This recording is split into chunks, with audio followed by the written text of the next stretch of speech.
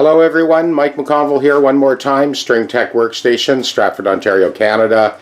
What we have on the bench today is a 1938 Selmer guitar, and it did need a little light fret dress on the bass side only. Lay of the neck is beautiful on this. There's been multiple repairs done, as you can imagine, from 1938 to now.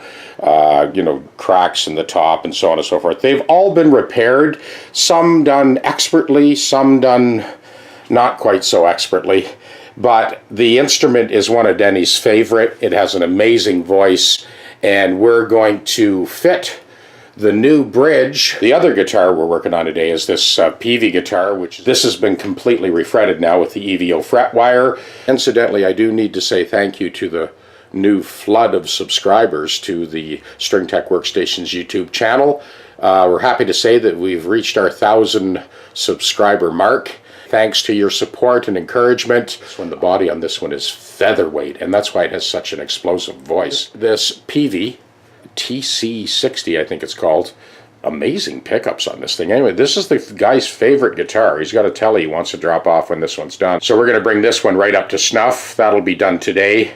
The frets at this neck to body junction have been leveled. It didn't need a lot of leveling, but on the bass side it was a little bit of an issue. So we're just re-crowning that, and then we'll finish it up and buff it out. These are the new EVO frets for the Peavey guitar. We're doing that final kind of fret dress. Leveling didn't need very much. Just one spot here was a little bit high.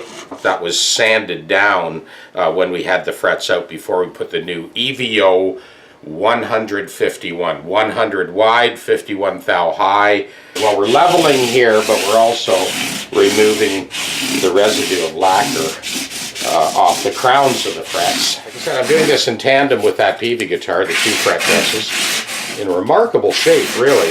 It's a black walnut neck, which was common at the time. Almost there. Successively finer grits. One more grit to go. We'll do that Selmer first. Alright, back to the Selmer. So we basically smoothed out that neck to body junction. Showtime, final buff.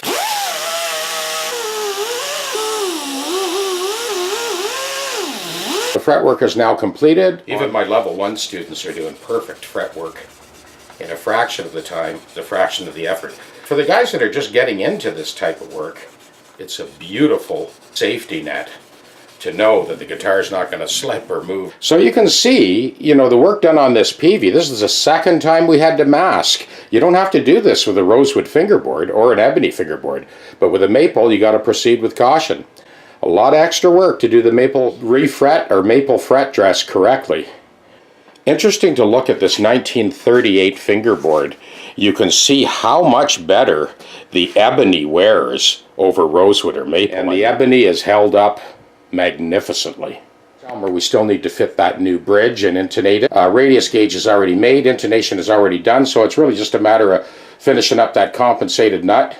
And Joe will play this guitar perfectly in tune and smooth as silk for the first time in years.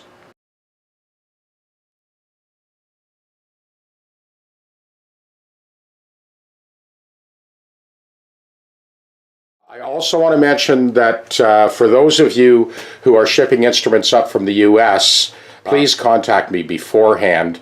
I need to give you the HS codes for importing. It needs to be clear to customs that they're being sent up for work. So just want to give you a heads up on that.